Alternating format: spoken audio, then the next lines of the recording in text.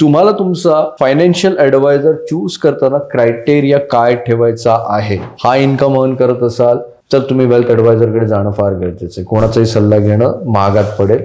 17 वर्षाच्या प्रॅक्टिसमध्ये मी ही गोष्ट स्ट्रॉंगली सांगतो की जे आज आमच्या सोबत आहेत, 15-17 वर्ष या जर्नीमध्ये सोबत आहेत ना, ते आज सगळे मल्टीमिलियनियर आहेत. तुमची नीड फुलफिल कोण करू शकतो ना, त्याला आयडेंटिफाय करा आणि त्याच्याकडे तुम्ही सल्ला घेणं महत्त्वाची गोष्ट आहे. तर एक चांगला वेल्थ ॲडवायझर तुम्हाला या 4 गोष्टींवरती फोकस करण्यासाठी हेल्प करतो. फायनान्शियल ॲडवायझरकडे गेल्यावरती एखादा ॲडवायझर डायरेक्ट तुमच्या रिटर्नवरती, डायरेक्ट इन्व्हेस्टमेंटवरती, डायरेक्ट पोर्टफोलिओवरती डिस्कशन करतोय, तर हा ॲडवायझर काही तुमच्यासाठी चांगला नाही आहे. तो जो ॲडवायझर स्ट्रक्चर बनवून नाही देत किंवा स्ट्रक्चरविषयी डिस्कशनच नाही करत आहे ना, प्लीज लांब राहा, 4 हात लांब राहा. लोकांना त्यांच्या फायनान्शियल लाईफमध्ये एक चांगला ॲडवायझर जर निवडायचा असेल तर त्यांनी त्याला कुठले असे प्रश्न विचारायला हवेत? एक चांगला ॲडवायझर पहिल्या मीटिंगमध्ये कधी प्रॉडक्ट डिस्कशन नाही करत, मार्केट डिस्कशन नाही करत, ट्रेंड डिस्कशन नाही करत. हे क्रायटेरिया खूप केअरफुली अंडरस्टँड करा. नमस्कार मित्रांनो, पुन्हा एकदा मी तुमचं स्वागत करते. 2026 ची सुरुवात तर झाली आहे, बट या 26 मध्ये येण्याच्या आधीच नितीन सरांनी तुम्हाला काही गोष्टींचं नियोजन करण्यासाठी खूप काही गोष्टींचा आतापर्यंत तुम्हाला आढावा दिलेला आहे. इवन लास्ट पॉडकास्टमध्ये नितीन सरांनी रिटायरमेंट विषयी पण खूप काही असे हार्श ट्रूथ मांडलेले होते. आय होप तुम्ही तो पॉडकास्ट बघितला असेल. नसेल बघितला तर तुम्हाला इथे लिंक दिलेली असेल, ते लिंक जा आणि जरूर बघा, कारण तो एक सेशन, तो एक पॉडकास्ट तुमचं लाईफ ट्रान्सफॉर्म करू शकतो. एक कॉल, एक डिस्कशन, एक इन्साइट, एक कन्व्हर्सेशन, एक पॉडकास्ट पण तुमचं लाईफ चेंज करू शकतो. आणि तसाच आज एक नवीन प्रकल्प घेऊन आलो आहोत. आजचं पण टॉपिक फार विशेष आहे, कारण या टॉपिकवर आत्तापर्यंत कोणी बोललं नाही गेलेलं आहे. टॉपिक असा असेल की आपल्या फायनान्शियल लाईफमध्ये फायनान्शियल ॲडवायझर हा कसा निवडावा. खूप साऱ्या लोकांच्या मनामध्ये आजही खूप सारे डाऊट येतात की आमच्याकडे जे फायनान्शियल ॲडवायझर्स आहेत, आम्ही त्यांच्या सांगण्या थ्रू बऱ्याच काही गोष्टी केलेल्या आहेत, but still we are not financially free. बऱ्याच घटना आपण आतापर्यंत जरी बघितल्या असेल, इवन रिसर्च पण जर आपण बघितला तर रिसर्च काय सांगतो, 1990 मध्ये सेन्सेक्सचा जो रेट होता तो 129 होता.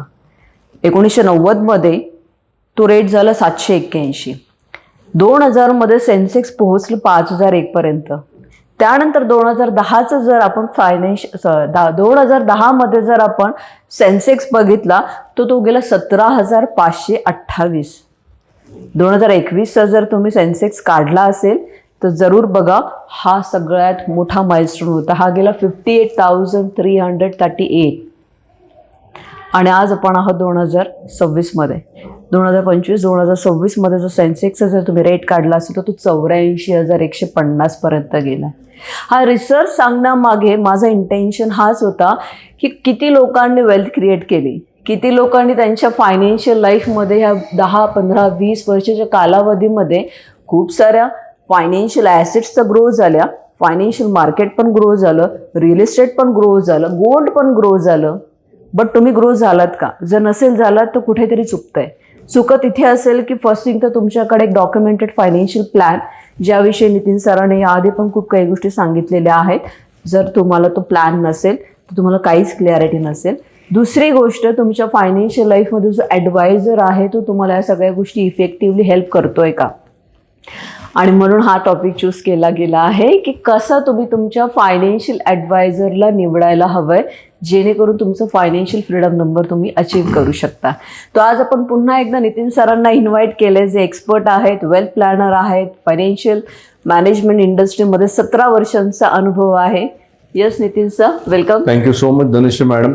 खूपच छान पद्धतीने तुम्ही सुरुवात केली, एलॉबरेट केलं की मार्केट सेन्सेक्स केव्हा सुरू झालं आणि सुरू झाल्यापासून आता 2026 पर्यंत 100 वरून 80,000, 84,000 वरती सेन्सेक्स गेलं आणि तरी देखील एक सर्वसामान्य व्यक्ती वेल्थ क्रिएट करू शकली नाही. याच्यामध्ये थोडंसं अजून एक गोष्ट ॲड काय करेन मी की ज्यावेळेस सेन्सेक्स सुरू झालं आणि आज जर सेन्सेक्स बघितलं तर आपल्या आई वडील किंवा आपल्या ग्रँड पेरेंट्सनी त्यावेळेस 5,000 रुपये किंवा 10,000 रुपये जरी इन्व्हेस्ट केले असते आणि ते 5,000 आणि 10,000 इन्व्हेस्ट केल्यानंतर विसरले जरी असते तरी पण ते 5 ते 10,000 इन्व्हेस्ट केलेले आज जवळपास 2026 मध्ये 8 कोटी रुपये झाले असते. पण बऱ्याचशा लोकांना ही गोष्ट माहीत नाहीये की आजपर्यंत असं कोणाचं झालेलं नाहीये. आणि का नाही झालं? कारण लोकांना खूप सारं फायनान्शियल इलिटरसी असल्या कारणाने हे कोणाच्या लाईफमध्ये प्रत्यक्षात घडू शकलेलं नाही. हे का नाही घडू शकलं यावरती आज आपण डिस्कस करू. पुन्हा एकदा तुम्ही इन्व्हाइट केलं आणि आजच्या टॉपिकमध्ये एक चांगला फायनान्शियल ॲडवायझर कसा निवडावा यावरती जे आपण डिस्कशन करणार आहे त्यासाठी तुम्ही आमंत्रित केलं, त्यासाठी थँक्यू सो मच. येस, खूप काही क्वेश्चन्स माझ्या मनामध्ये आहेत आणि मला माहिती आहे की या सगळ्या प्रश्नांचं उत्तर तुमच्यासाठी फार लाईफ चेंजिंग उत्तर असू शकतात, राईट. नितीन सर, तुमच्या प्रॅक्टिसमध्ये मी असं ऐकलंय की खूप सारे इंजिनियर्स आहेत किंवा चार्टर्ड अकाउंटंट्स आहेत किंवा डॉक्टर्स आहेत, इवन सायंटिस्ट पण आहेत, जे आजही त्यांच्या फायनान्शियल लाईफला घेऊन तुमच्याकडे येतात आणि पुन्हा त्यांना बघितल्यानंतर रिअलाइज होते की त्यांनी खूप मिस्टेक केल्यात. तर एक व्यक्तीने त्यांच्या फायनान्शियल लाईफमध्ये फायनान्शियल ॲडवायझर चूज करताना क्रायटेरिया काय सेट करायला हवा आहे? उत्तम क्वेश्चन आहे की एका सर्वसामान्य व्यक्ती किंवा एका रिच व्यक्तीने फायनान्शियल ॲडवायझर त्याच्या लाईफमध्ये यावा अशी त्याची इच्छा असेल तर ॲडवायझर चूज करताना क्रायटेरिया काय असायला पाहिजे, फिल्टर काय असायला पाहिजे? तो क्रायटेरिया फिल्टर पहिलं ही गोष्ट अंडरस्टँड करायची की त्याचं एज्युकेशन, त्याचं नॉलेज नक्कीच डेफिनेटली तुम्हाला पडताळून बघायचं आहे, एक्सपिरियन्स पण त्याचा पडताळून बघायचा आहे. बट सर्वात महत्त्वाची गोष्ट या 3 गोष्टी पडताळून घेण्याच्या आधी जी येते ती म्हणजे की त्या फायनान्शियल ॲडवायझरचं तुमच्या फायनान्शियल लाईफमध्ये कशा पद्धतीने इंटरेस्ट क्रिएट झाला आहे, तो फायनान्शियल ॲडवायझर खरंच तुमच्या फायनान्शियल लाईफशी कनेक्ट होतोय का, हे पहिलं तुमचं क्रायटेरिया असेल, पहिलं फिल्टर असेल की तो किती कनेक्ट झालेला आहे तुमच्या फायनान्शियल लाईफशी, तुमच्या फायनान्शियल करिअरशी ॲज वेल ॲज तुमच्या प्रोफेशनल करिअरशी तो किती कनेक्ट झालेला आहे. त्या अनुषंगाने फर्स्ट फिल्टर हा येतो. सेकंड फिल्टर जर तुम्ही बघितलं तर त्या फायनान्शियल ॲडवायझरचं एज्युकेशन, क्वालिफिकेशन जे काय त्यांनी अचीव केलेलं आहे. Third criteria which is important की त्याचं एक्सपिरियन्स किती आहे इंडस्ट्रीमध्ये आणि तुम्ही ज्या इंटेन्शनने त्याच्याकडे गेलेले आहात त्या इंटेन्शनला अचीव करण्यासाठी त्याची क्षमता आहे का, कॅपेबल आहे का. से फॉर एक्झाम्पल जर तुम्ही पुढच्या 10-15 वर्षानंतर तुम्ही तुमचं रिटायरमेंटकडे येत आहे आणि या रिटायरमेंटसाठी तुम्हाला 5 ते 10 कोटी रुपयाचं रिटायरमेंट अकाउंटमध्ये फंड्स जमा करायचे आहेत तर त्या ॲडवायझरनी स्वतः अचीव केलेलं आहे का, नंबर 1. दुसरं, त्यांनी इतरांना हेल्प केलेलं आहे का, हे पण तितकंच महत्त्वाचं आहे. परंतु काही असे चांगले ॲडवायझर पण आहेत ज्यांनी करिअर गेल्या 5 वर्षामध्ये सुरू केलेलं आहे तर त्यांना आपण डॉमिनेट नाही करू शकत कारण त्यांच्यामध्ये पण ती ॲबिलिटी आहे, ते देखील करू शकतात. त्यांच्या केसमध्ये त्यांनी गेल्या 4-5 वर्षाच्या एक्सपिरियन्समध्ये अशा किती लोकांना तो पाथ ॲटलिस्ट डिझाईन करून दिलाय, स्ट्रक्चर करून दिलाय आणि 5 वर्ष त्या पाथला फॉलो करणारे लोक आहेत, तो पण क्रायटेरिया चालेल. तर हे बेसिक काही फिल्टर्स आहेत. हे बेसिक फिल्टर्स ना तुम्हाला ज्यावेळेस तुम्ही फायनान्शियल ॲडवायझरकडे जाता हे फार महत्त्वाचं आहे. फायनान्शियल ॲडवायझरकडे गेल्यावरती एखादा ॲडवायझर डायरेक्ट तुमच्या रिटर्नवरती, डायरेक्ट इन्व्हेस्टमेंटवरती, डायरेक्ट पोर्टफोलिओवरती डिस्कशन करतोय तर हा ॲडवायझर काही तुमच्यासाठी चांगला नाहीये. First criteria should be, filter should be त्याचं इंटेन्शन, तुमच्या फायनान्शियल लाईफमध्ये किती इंटेंट आहे, तो किती कनेक्ट होतोय तो इमोशनली, हे फार महत्त्वाचं आहे. जर तो तुमच्या फायनान्शियल लाईफशी कनेक्टच नाही झाला तर तुम्हाला तो तुमच्या फायनान्शियल लाईफला कनेक्ट होण्यासाठी बिलकुल मदत नाही करणार.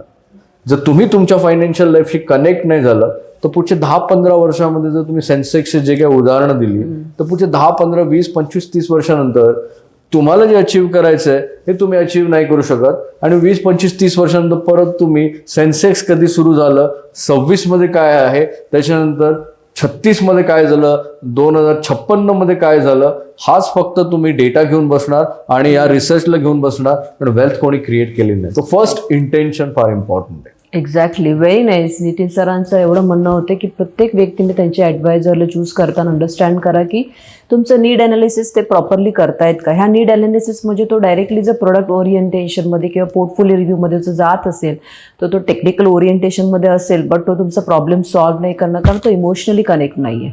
तर मेक शुअर फायनान्शियल मॅनेजमेंटमध्ये जर तुमचे इमोशन्स मिसिंग असतील तर डेफिनेटली ॲडवायझर तुमचा प्रॉब्लेम सॉल्व्ह नाही करू शकणार. नितीन सर, 2020 नंतर खूप सारा इंटरनेट किंवा सोशल मीडिया थ्रू खूप इन्फॉर्मेशन बंबार्ड झाली लोकांपर्यंत. कुठल्याही इंडस्ट्री असू दे, फायनान्स असू दे, हेल्थ असू दे, डिफरंट करिअर झाले, याविषयी पण खूप इन्फॉर्मेशन्स आपल्याकडे आय कॅन से फेकली गेली लिटरली. जर एवढी इन्फॉर्मेशन्स 2020 नंतर अवेलेबल झाली आणि यानंतर खूप सारे न्यूबीज पण इंडस्ट्रीमध्ये आले. अशा केसमध्ये somehow I feel there are might be a majorly content creators मी बघितले आणि जे खूप सारे इन्फॉर्मेशन्स घेऊन बसले होते, बट त्यांच्याकडे एक्सपिरियन्सचा अभाव असल्या कारणाने त्यांचं जे कम्युनिकेशन होतं ते वॉकटॉक नव्हतं. तो एक कंटेंट क्रिएटर आणि एक वेल्थ प्लॅनर याचा मधला डिफरन्स काय असतो? ह्यूज डिफरन्स आहे, म्हणजे जमीन आसमानाचा डिफरन्स आहे. 2020 नंतर जास्त कंटेंट क्रिएटर आले, कारण 2020 नंतर आपल्याला रिसोर्सेस, इंटरनेट पण स्वस्त झालं, जिओ आलं. त्यामुळे जिओ आल्यानंतर लोकांचं इंटरनेट स्पीड वाढला आणि कमी पैशामध्ये तुम्हाला सर्फिंग मिळालं.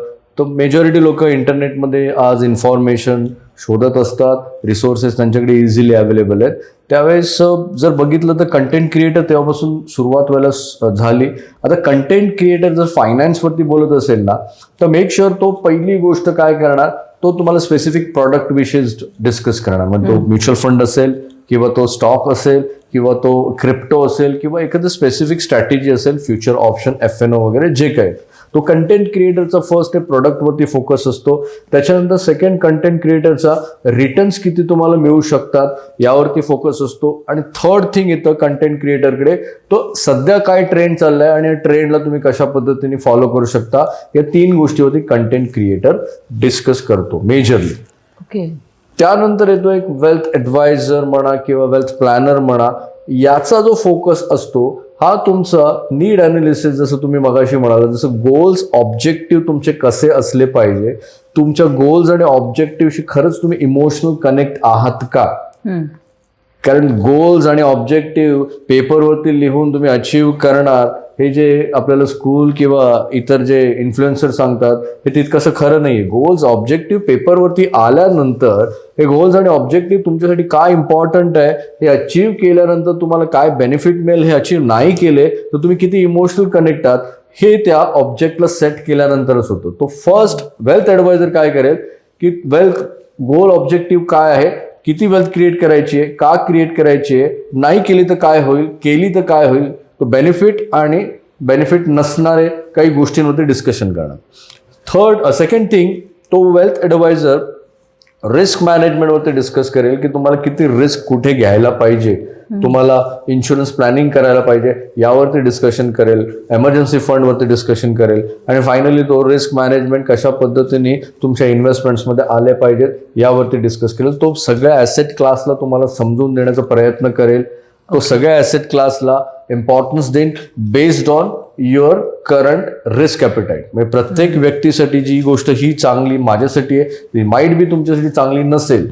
त्यामुळे प्रत्येक व्यक्तीसाठी सेम प्रोडक्ट सजेस्ट करणं पण चुकीचं आहे. तो ऑल ॲसेट क्लासचा तो इम्पॉर्टन्स अंडरस्टँड करून देईन. तो मास्टर असेल. बाय द वेल्थ ॲडवायझर ना सर्व ॲसेट क्लासला अंडरस्टँड करतो. तो रिअल इस्टेटला माहिती आहे की कधी तुम्हाला कुठे बाय करायचं, का बाय करायचं, का नाही बाय करायचं, म्युच्युअल फंड पोर्टफोलिओ कसं डिझाईन करायचं, स्टॉकचं पोर्टफोलिओ कसं डिझाईन करायचं, हे वेल्थ ॲडवायझरला नॉलेज असतं. त्याला ॲसेटची खूप चांगल्या पद्धतीनं म्हणतो ना सेन्स फार चांगला असतो. एक नॉर्मल इन्फ्लुएन्सर फक्त एकाच प्रोडक्टला किंवा एकाच ॲसेट क्लासला पकडून असतो. बट जर वेल्थ ॲडवायझर बघितलं तर ह्यूज वाईड एक्सपिरियन्स असतो, 360 डिग्री त्याचा एक्सपिरियन्स असतो. त्यानंतर तिसरी महत्वाची गोष्ट की तो तुम्हाला स्ट्रक्चर्ड विषयी जास्त गोष्टी एक्सप्लेन करण्याचा प्रयत्न करेल की तुमच्याकडे एक स्ट्रॉंग सॉलिड स्ट्रक्चर असणं का महत्वाचं आहे. कारण स्ट्रक्चर्ड नसेल तर तुम्ही लॉंग टाईममध्ये इन्व्हेस्टेड नाही राहू शकत. तुम्हाला वेल्थ क्रिएट करायची आहे तर तुम्हाला लॉंग टाईममध्ये इन्व्हेस्टेड राहावं लागेल. सुरुवातीला तुम्ही सांगितलं की सेन्सेक्स 1978ला 100 होता आणि आज 2026 मध्ये 84 आहे.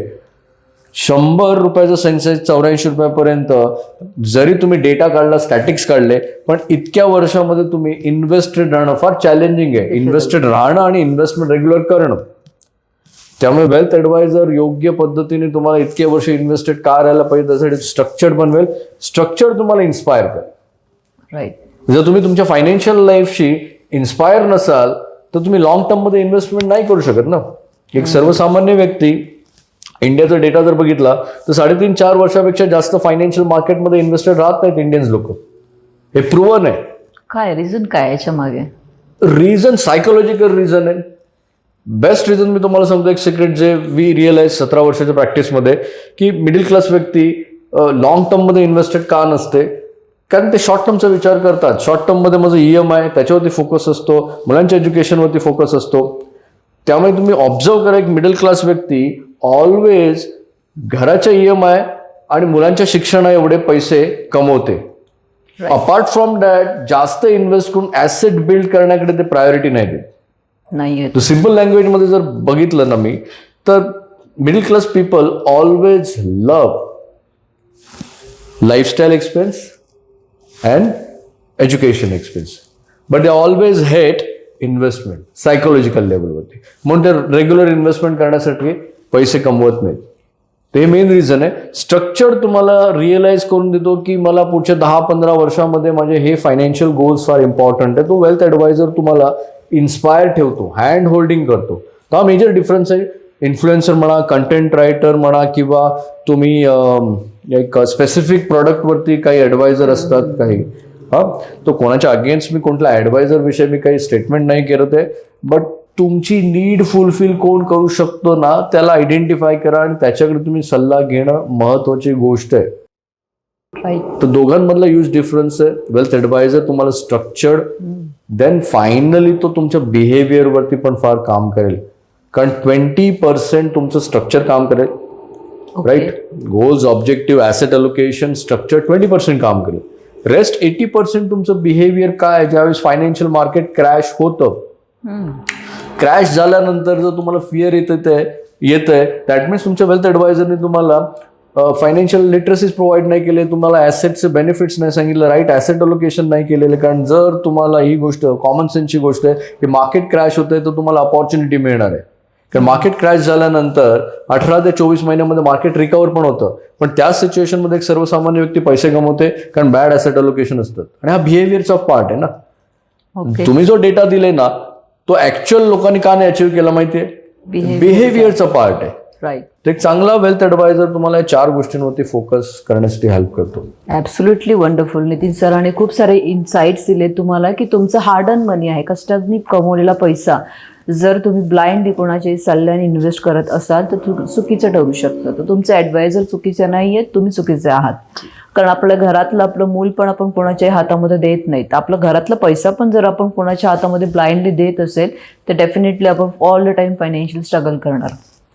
एक महत्त्वाचा गोष्ट त्यांनी शेअर केली की स्पेसिफिक एकच ॲसेट क्लासला फोकस करणारी व्यक्ती हा तुमचं फायनान्शियल प्रॉब्लेम सॉल्व्ह नाही करू शकत. You should have different asset classes and even asset allocation, diversification हा रोल फार महत्त्वाचा असतो. सरांनी ही पण एक गोष्ट महत्त्वाची मांडली इथे की all the time returns focus करणारी व्यक्ती असेल, but natural Nitin sir client ज्यावेळेला इन्व्हेस्टिंग करतात तर त्यांचा फोकस फक्त रिटर्न्सवर असतो. मग हा एक्सपेक्टेशन ज्या वेळेला ते ॲडवायझरला सांगतात तर हे मिस्टेक कोणाची, क्लायंटची आहे की ॲडवायझरची? मिस्टेक दोघांची आहे ना धनश्री मॅडम. जर एखादा व्यक्ती म्हणजे जर तुमचं क्लायंट आहे तो तुमच्याकडे येऊन डायरेक्ट रिटर्न्सवरती जर फोकस करतोय दॅट मीन्स त्याचं फायनान्शियल लिटरसी कुठेतरी कमी आहे. कारण स्कूलमध्ये, एज्युकेशन सिस्टीममध्ये, युनिव्हर्सिटीमध्ये फायनान्शियल लिटरसी प्रोव्हाइड केलेली नाही आणि इथून पुढे पण करून देणार नाही. कारण it's a scam, right. Education system तुम्ही फायनान्शियली रिस्पॉन्सिबल असायला पाहिजे हा लेसन देणार नाही. Rather than all the time तुम्ही सिस्टमवरती डिपेंड कसे राहू शकता ही स्ट्रॅटेजी करत राहा. राईट. त्यामुळे ही चूक आहे दोघांची. Financial literacy in today's world जर बघितलं की एक सर्वसामान्य व्यक्ती ज्याच्याकडे युनिव्हर्सिटीची डिग्री आहे, एक्सपिरियन्स आहे, बट तो जिओ पॉलिटिकल काय चाललेलं आहे, फायनान्शियल त्याची लिटरसी फार वीक आहे, या गोष्टींचं जर त्यांनी लक्ष नाही दिलं तर तो फायनान्शियल ट्रॅपमध्ये येणार, त्याची फॅमिली पण फायनान्शियल ट्रॅपमध्ये येणार आहे. तर पहिली चूक येते की त्या व्यक्तीची जो फायनान्शियल सल्ला घ्यायला चाललेला आहे त्याचं फायनान्शियल लिटरसी त्याला सुधारावं लागेल. दुसरी चूक होते की तो फायनान्शियल ॲडवायझर की तो जे मागतोय तो त्याला देण्याचा तो प्रयत्न करतो, रादर दॅन त्याच्यासाठी काय योग्य आहे हे आयडेंटिफाय करून त्याला ते कशा पद्धतीने अचीव करता येईल हा स्ट्रक्चर तो त्याला बनवून देऊ शकत नाही. ही दुसरी चुकी त्याच्या फायनान्शियल ॲडवायझरची. पहिली चुकी तर मी अंडरस्टँड करू की मेजॉरिटी लोक आज फायनान्शियल स्टक आहेत. तुम्ही जर बघितलं तर आज इंडिया म्हणा तर यांचा जो इंडियामध्ये एज्युकेशनचा जो तुम्ही पर्सेंटेज काढला 78% लोक हायली क्वालिफाईड आहेत. पण इंडियामध्ये जर तुम्ही फायनान्शियल लोक जे स्ट्रगल करतात ना तर मेजॉरिटी लोक यू कॅन से 98-99% लोक फायनान्शियल स्ट्रगल करतात. दॅट मीन्स एज्युकेशन सिस्टीममध्ये या गोष्टी प्रोव्हाइड केलेल्या नाहीये. एज्युकेशन सिस्टीममध्ये मिडल क्लास लोकांचा प्रॉब्लेम काय होतो, मिडल क्लास लोक ऑल द टाइम त्यांचं घराचं EMI आणि एज्युकेशन मुलांचं या गोष्टींवरतीच फोकस असतात, या गोष्टींनाच ते व्हॅल्यू देतात. पण रिच लोकांना जर बघितलं, वेल्दी लोकांना जर बघितलं तर या गोष्टींना ते कन्सिडर करतात. पण अपार्ट फ्रॉम दॅट त्यांचं व्हॅल्यू सिस्टममध्ये रेग्युलर इन्व्हेस्ट करणं हे फार महत्वाचं असतं. त्यामुळे रेग्युलर इन्व्हेस्ट करण्यापुरते ते पैसे कसेही करून कमवतात. पण एक जर पुअर व्यक्ती बघितलं तर त्याचं लाईफ जर बघितलं, त्याची सायकोलॉजी बघितलं तर युटिलिटी बिल्स, 2 वेळचं जेवण आणि युटिलिटी बिल्स अर्न करतो तेवढेच तो पैसे जे भागवू शकतो. तर हा मेजर डिफरन्स आहे. दोघांची तितकीच रिस्पॉन्सिबिलिटी आहे.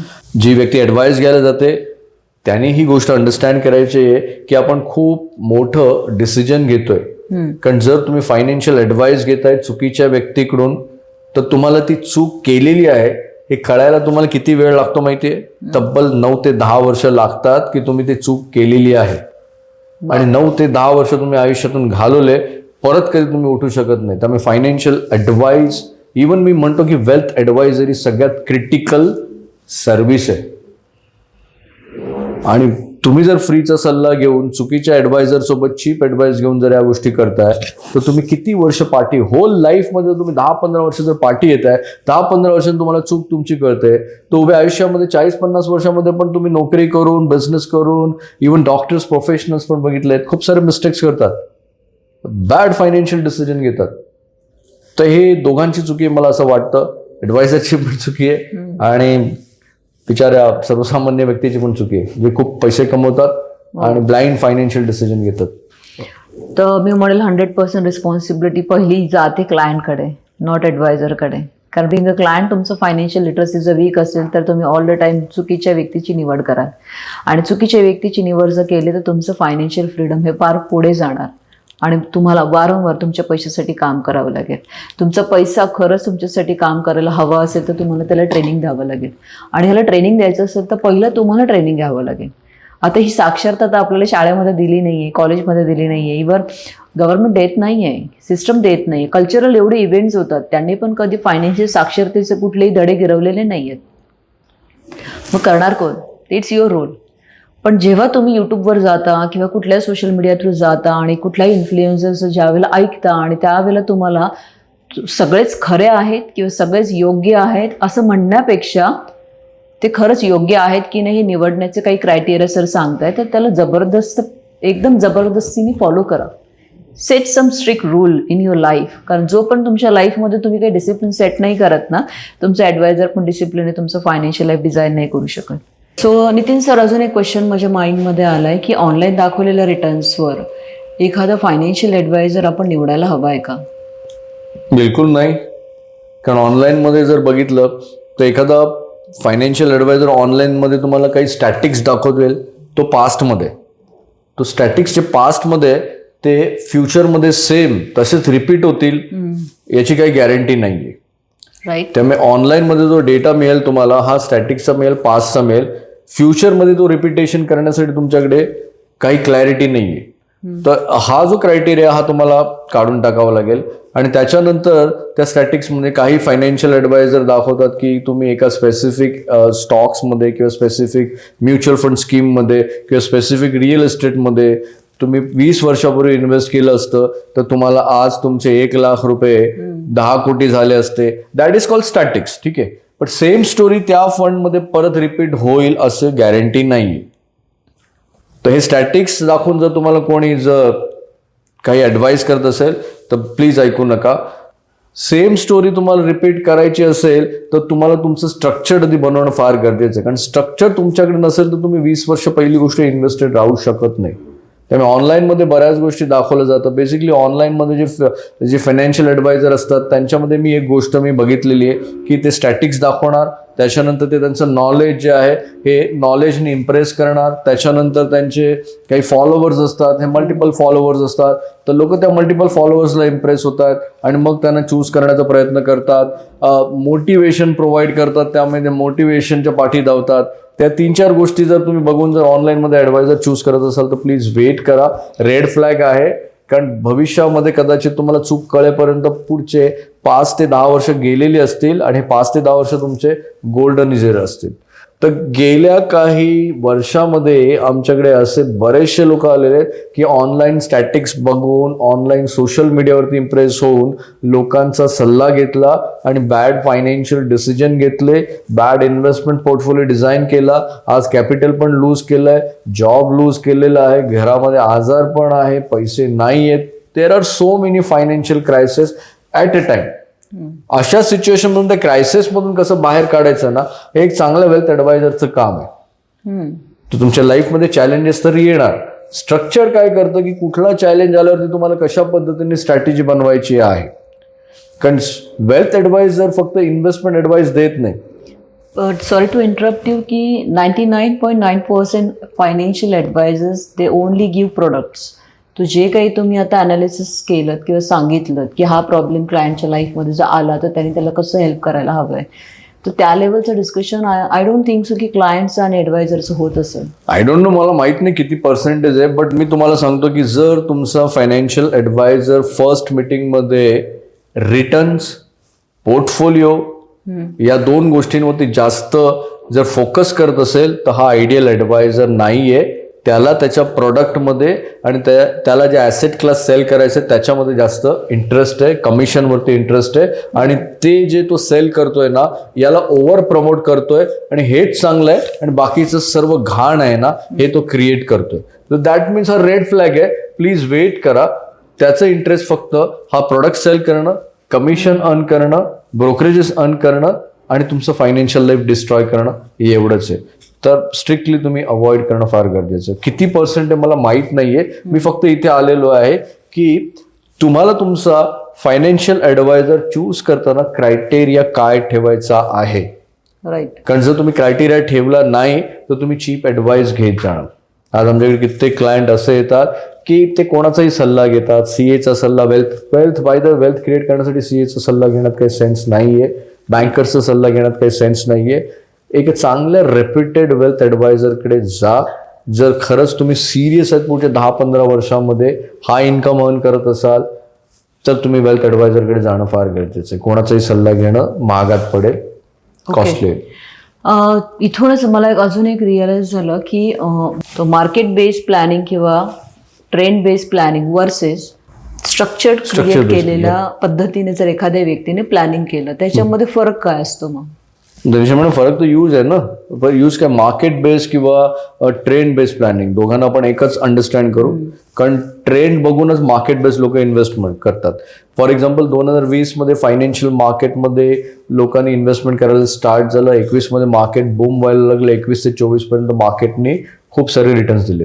तो ज्याला नॉलेज नव्हतं ना ते पण लोक ब्लाइंडली फायनान्शियल मार्केटमध्ये इन्व्हेस्ट करायला लागले. सोशल मीडिया रिसोर्सेस अवेलेबल झाले.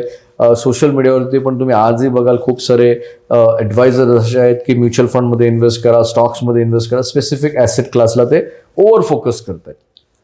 तो अशा सिच्युएशनमध्ये लोकांना कन्फ्युजन वाढलं, डिस्ट्रॅक्शन वाढलं आणि लोक सर्व इन्फ्लुएन्सरचा, सर्व फिनटेकचा सल्ला घ्यायला लागले आणि त्या पद्धतीने ते त्यांच्या पोर्टफोलिओमध्ये सर्व गोष्टी आणायला लागले. तो याला म्हणतात मार्केट बेस्ड, ट्रेंड बेस्ड, की आपण ट्रेंड काय चाललेला आहे ट्रेंडला बघून बाकीचे लोक काय करतात, 99% लोक काय करतायत हे बघून जर एखादी व्यक्ती जर करते तो ट्रेंड बघतोय, मार्केट बेस्ड इन्व्हेस्टमेंट करतोय. प्लॅनिंग बेस्ड किंवा स्ट्रक्चर्ड बेस्ड इन्व्हेस्टमेंट म्हणजे की तुम्ही आधी स्ट्रक्चर्ड क्रिएट करता. जे स्ट्रक्चर्डमध्ये तुमचे financial goals, objective, risk management, asset allocation, तुमचे नीड किती फुलफिल करू शकता, अचीव करू शकता की नाही, डेफिशिट येत असेल तर तुम्हाला अजून काय करावं लागेल, तुमचं करिअरमध्ये अजून तुम्हाला अपस्किल करावं लागेल का, जास्त पैसे अर्न करावे लागतील का, या सर्व गोष्टी स्ट्रक्चर्डनी तुम्हाला कळतात. Next say for example next 10 इयर्समध्ये 45 एजची व्यक्ती आहे, नेक्स्ट 10 इयर्समध्ये 55ला त्याला त्याच्या कॉर्पोरेट जॉबमधून एक्झिट करायचंय. अशा सिच्युएशनमध्ये आजचा त्याचा 1-1.5 लाख रुपये त्याचा खर्च आहे आणि पुढच्या 10 वर्षामध्ये त्याला एक्झिट करायचंय तर त्याला साधारण 55 मध्ये 5 ते 5.5 कोटी रुपयाची गरज लागेल. तर या 5-5.5 कोटीला तू कशा पद्धतीने अचीव्ह करू शकतो, त्याचं ईपीएफ किती आहे, ईपीएफ किती पुढच्या 10 वर्षात कॉन्ट्रीब्युट होईल, पीपीएफ मध्ये काय केलं असेल ते किती कॉन्ट्रीब्युट होईल, स्टॉकचा पोर्टफोलिओ जो आहे तो खरंच तो योग्य आहे का, किंवा त्याला काही रिस्ट्रक्चर करावं लागेल का, म्युच्युअल फंडचं पोर्टफोलिओ योग्य आहे का, हे सगळं सपोर्ट करेल का, नाही सपोर्ट करेल तर त्याला रिस्ट्रक्चर करून करता येईल का, मग डेफिशिट येऊ शकतो का, मग डेफिशिट येईल तर किती अजून ॲडिशनल तुम्हाला रेग्युलर इन्व्हेस्ट करावे लागेल, तो स्ट्रक्चरमध्ये ना फार क्लॅरिटी आहे. राईट. आता गेल्या आठवड्यामध्ये एक मोठ्या कंपनीचा एक पायलट कनेक्ट झाला. तो पायलटला पण त्याच्या फायनान्शियल लाईफमध्ये स्ट्रक्चर नाहीये. तर आम्ही डिस्कशन करताना आम्ही विचारलं की आय होप सो तुम्ही प्लेन ज्यावेळेस उडवता त्यावेळेस तुमच्याकडे स्ट्रक्चर असतं की तुम्हाला कुठे जायचं, डेस्टिनेशन काय आहे हे तुम्हाला माहिती आहे, त्या डेस्टिनेशनला तुम्ही स्टार्ट कधी करणार, तुम्ही एंड कधी करणार, सर्व गोष्टींचा प्लॅन आहे. But when it comes to financial life तुमच्याकडे कुठल्याच पद्धतीचं स्ट्रक्चर नाही, कोणत्याच पद्धतीचं डेस्टिनेशन नाही, तुम्ही कुठून तुम्ही आता टेक ऑफ करणार ते माहीत नाही, लँड कुठे होणार हे माहीत नाहीये. असं फायनान्शियल लाईफ तुम्हाला फार काळ मोटिवेट नाही करू शकत ना. व्हॉट ही सेड, म्हणजे त्यांचं एज पण बघितलं यंग होते, 38-39 एज होतं. मी एक क्वेश्चन विचारलं की तुम्ही कधी तुमचं रिटायरमेंट करणार. ही सेड की मी 60 पर्यंत मी एन्जॉय करणार, मी माझा जॉब एन्जॉय करतो. मी एकच गोष्ट म्हणालो की तुम्ही तुमचा जॉब त्याच केसमध्ये एन्जॉय करू शकता ज्यावेळेस तुम्हाला कंटिन्युअसली पैसा पण मिळतोय, पॅसिव्ह इन्कम पण मिळतंय, जॉय पण मिळतंय, ग्रोथ पण मिळतंय, तरच तुम्ही तुमचा जॉब एन्जॉय करू शकता. आणि एंडमध्ये मी एक स्टेटमेंट दिली, without money your passion will become poison. Yes, absolutely right. तो स्ट्रक्चर्ड प्लॅनिंग आणि मार्केट बेस्ड प्लॅनिंग मध्ये हा ह्यूज डिफरन्स आहे. हा, इथे मी तुम्हाला स्ट्रॉंगली सांगू शकतो की मोर दॅन 99% लोक मार्केट बेस्ड किंवा ट्रेंड बेस्ड इन्व्हेस्टमेंट करतात आणि म्हणून ते वेल्थ क्रिएट करू शकत नाही. हे पण मी बेट लावून सांगतो, गॅरंटेड सांगतो. कारण गेल्या 17 वर्षामध्ये मी बघितले लोक किती ब्लाइंडली त्यांच्या पैशाला इन्व्हेस्ट करतात, असं म्हणू शकत नाही, स्पेक्युलेट करतात. So there are difference between investment and speculation. 99% लोक त्यांच्या पैशाला स्पेक्युलेट करतात. स्पेक्युलेट करतात म्हणजे की एकाचं तुमच्या सांगण्यावरून, याच्या सांगण्यावरून मी या गोष्टी घेतल्या. या गोष्टी घेताना माझं इंटेन्शन काय होतं की तुम्ही सांगितलं की ही गोष्ट इथे जाईल, यांनी सांगितलं ही गोष्ट इथे वाढेल, म्हणजे प्राइस माझं इथे या लेवलला एका विशिष्ट काळामध्ये जाईल, याला स्पेक्युलेशन म्हणतात. बरोबर. तुम्ही तुमच्या नेटवर्थच्या 3% मॅक्सिमम स्पेक्युलेट करू शकता जर इच्छा असेल तर. हा डिफरन्स आहे स्ट्रक्चर्ड बेस आणि मार्केट बेसमध्ये. आणि 2020 नंतर मार्केटमध्ये जर बघितलं, रिसोर्सेस अवेलेबल झाल्या कारणाने, ट्रेंड वाढल्या कारणाने लोक अनस्ट्रक्चर्ड गोष्टी करायला लागले. अजून अनस्ट्रक्चर्ड गोष्टीने अजून त्यांचं रिस्क ॲपेटाईट त्यांना अंडरस्टँड नाही झालं आणि ते ब्लाइंडली रिस्क घ्यायला लागले आणि ब्लाइंड रिस्कने अजून प्रॉब्लेम क्रिएट झालेला आहे. तर मी म्हणेन market base investment, trend based investment first thing avoid करा. आणि नाही केलं तर गॅरंटेड नेक्स्ट 10 इयर्समध्ये तुम्ही फायनान्शियल ट्रॅपमध्ये येणार. स्ट्रक्चर बेस करा, गॅरंटेड तुम्ही नेक्स्ट 10 इयर्समध्ये फायनान्शियल फ्रीडम अचीव्ह करणार. जो ॲडवायझर स्ट्रक्चर्ड किंवा स्ट्रक्चर्ड बनवून नाही देत किंवा स्ट्रक्चर विषयी डिस्कशनच नाही करत त्यांना प्लीज लांब राहा, 4 हात लांब राहा. राईट. इव्हन तुम्ही एक वारंवार एक शब्द वापरला, नेटवर्क. खूप सारे क्लायंट ज्या वेळेला डिस्कशनला येतात त्यावेळेला त्यांना असं वाटतं की त्यांच्याकडे ॲडवायझर आहे, बट जेव्हा त्यांचं नेटवर्क आहे त्यांना विचारल्यानंतर त्यांना काहीच उत्तर माहीत नसतं. तो एका फायनान्शियल ॲडवायझरचा एखाद्या व्यक्तीला त्याचं लाईफमध्ये नेटवर्क त्यांनी किती अचीव्ह केलं आहे हे सांगण्याचा काही रोल असतो की याचा काही संबंधच नाही आहे? हा पण क्वेश्चन तुमचा एकदम म्हणतो ना की असं बँग ऑन क्वेश्चन आहे की नेटवर्क म्हणजे पहिली गोष्ट तुमच्याकडे संपत्ती किती आहे हे जर मोजायचं असेल ना तर नेटवर्थ ट्रू मेजरमेंट आहे. So net worth is true measurement of calculating your wealth. आणि यामध्ये पर्सनल ॲसेट्स तुमच्या येत नाही, यामध्ये फक्त तुमचे इन्व्हेस्टमेंट ॲसेट्स येतात आणि फार फार तर तुमचं बिझनेस असेल कॅश फ्लो जनरेट करणारा, त्या बिझनेसचं व्हॅल्युएशन तुम्ही करत असाल एव्हरी इयर तर त्याचं व्हॅल्युएशन येतं. तर ऑपरेटिंग ॲसेट्स आणि इन्व्हेस्टमेंट ॲसेट्स या 2 गोष्टी तुमच्या येतात. तर नेटवर्थ फार इम्पॉर्टंट आहे. दरवर्षी तुम्ही तुमचं नेटवर्थ किती वाढलेलं आहे हे जर चेक करू शकत नाहीये तर दॅट मीन्स तुम्ही ब्लाइंडली इन्व्हेस्ट करताय. हां, बट हे फायनान्शियल ॲडवायझरकडून पण त्यांना ह्याच्याविषयी काही माहिती दिली नाही आहे की त्यांनाच माहीत नाही आहे? इज डेफिनेटली स्कूल कॉलेजमध्ये पहिली गोष्ट युनिव्हर्सिटीने ही माहिती दिलेली नाही की नेटवर्क किती इम्पॉर्टंट आहे. फायनान्शियल ॲडवायझर तितके इक्विप नाही आहेत इंडियामध्ये, त्यामुळे ते त्या गोष्टींना फोकस नाही करत आहेत नेटवर्क काय इम्पॉर्टंट आहे. त्यामुळे ॲडवायझरचं हे काम आहे बाय द वे ती त्या व्यक्तीला नेटवर्क. तुमचा ॲडवायझर तुम्हाला जर नेटवर्क विषयी काय बोलत नसेल, स्ट्रक्चर्ड विषयी काय बोलत नसेल तर आय थिंक हा पण अगेन रेड फ्लॅग आहे ना. राईट. शेवटी काय की तुमचं हार्ड अर्न मनी एखाद्या व्यक्तीच्या सांगण्यावरून आणि त्यांनी दिलेल्या कमिटमेंटवरून, प्रिडिक्शनवरून तुम्ही इन्व्हेस्ट करताय. ही सेइंग की पुढच्या 10-15 वर्षामध्ये हा पैसा तुमचा या ROI ने इतका होईल. दॅट मीन्स हा अंधविश्वास झालेला आहे. आता हा अंधविश्वास जो आहे ट्रस्टमध्ये कन्वर्ट करायचा असेल तर तुम्हाला स्ट्रक्चर तर पाहिजे. कारण पुढच्या 10-15 वर्षामध्ये तुम्ही जे पैसे ज्या ॲसेट क्लासमध्ये इन्व्हेस्ट करताय त्याला तुम्ही ROI समजा जो काही कन्सिडर केलाय 12 आणि 15%चा, तो 12 आणि 15%चा ROI तुम्हाला स्ट्रेट लाईनमध्ये नाही मिळणार ना.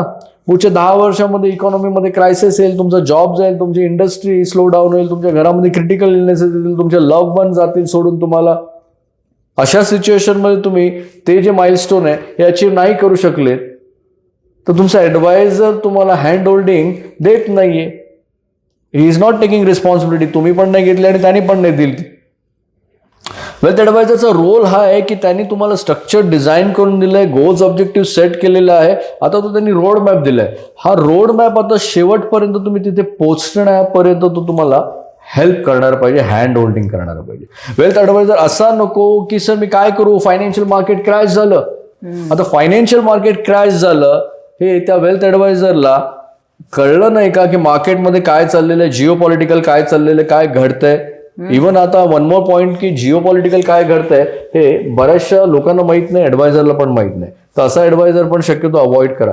सध्या तुम्हाला एक गोष्ट मी सांगतो, अमेरिकेमध्ये डेवॉस नावाचं एक सिटी आहे, राईट. तर या सिटीमध्ये ना सध्या रिसेंटली ना वर्ल्ड मधले टॉपचे बिलेनियर, इलाइट बिलेनियर ना एकत्र आले आणि त्यांनी डिसाईड केलं की 99% पॉप्युलेशनचं काय होईल. 99% पॉप्युलेशन ते म्हणतात की इकॉनॉमीला काही कॉन्ट्रीब्युट नाही करत आहे, त्यामुळे 3 गोष्टी त्यांच्यावरती फेकायच्या आहेत हे त्यांनी डिसाईड केलेलं आहे. आणि हा 2019 पासून हा अजेंडा खूप स्ट्रॉंग झालेला आहे. आता या अजेंडामध्ये ही गोष्ट त्यांनी रिअलाइज केली, हे माझे वर्ड्स नाही आहेत, की 99% पीपल आर युजलेस पीपल. आणि म्हणून त्यांनी काय केलं, 3 गोष्टी त्यांच्यावरती फेका, ते कम्प्लिटली डिस्ट्रॉय होतील. ओके. आणि ते डिस्ट्रॉय झाल्यावरती 2 गोष्टी आपल्याला मिळतील त्यांच्या, आणि तेच आम्हाला पाहिजे, हा त्यांचा अजेंडा होता. आणि हे का त्यांना हवंय, कारण त्यांना कंट्रोल करायचंय. 1% पॉप्युलेशनकडे आजही वेल्थ आहे, रेस्ट 99% लोकांना त्याच्यामध्ये इंटरेस्ट नाहीये. त्यांचं म्हणणं असं आहे की हे लोक इकॉनॉमीला कॉन्ट्रीब्युटच करत नाही. इकॉनॉमीला फक्त 2 टाईपचे लोक कॉन्ट्रीब्युट करतात, एक तर successful entrepreneur, second long term investor. Right. आता दोन्ही तुम्ही नसाल तर तुम्ही टार्गेट होणार. कारण तुम्ही वर्क क्लासवरून, आता सिच्युएशन अशी झाली, आता मॅसिव्ह क्लास आलेला आहे. मॅसिव्ह क्लास काय म्हणतो की आम्हाला 99% लोकांना कंट्रोल करायचं, कारण त्यांना त्यांच्या लाईफचं सिरियसनेस नाही, त्यांना पर्सनल फायनान्स विषयी काय पडलेलं नाहीये, ते रिव्ह्यू करत नाहीये. तो जो ॲडवायझर तुमचे फायनान्सेस रिव्ह्यू नाही करत तर प्रॉब्लेम होणार. 3 महत्वाच्या गोष्टी त्यांनी सांगितलं की त्या फेकल्या गेल्या की एक सर्वसामान्य व्यक्ती ॲव्हरेज लाईफ जगायला सुरुवात करेल आणि जगतो पण आहे. कुठल्या आहेत अशा त्या? Number 1, lots of information. हो, yes, it's available. Right. Number 2, lots of entertainment. It's also available. And number 3, give them lots of drugs. हो, ड्रग्स म्हणजे मेडिसिन्स वगैरे. आज तुम्ही बघा ना, मेजॉरिटी लोकांना त्यांच्या फायनान्शियल लाईफमध्ये म्हणा किंवा करिअरमध्ये म्हणा 1-2 झटके आल्यानंतर ना मेंटली कॅपेबल नाही आहेत या सिच्युएशनला हँडल करण्यासाठी. आणि सर्व गोष्टी येतात ना तुमच्या स्ट्रक्चरवरती.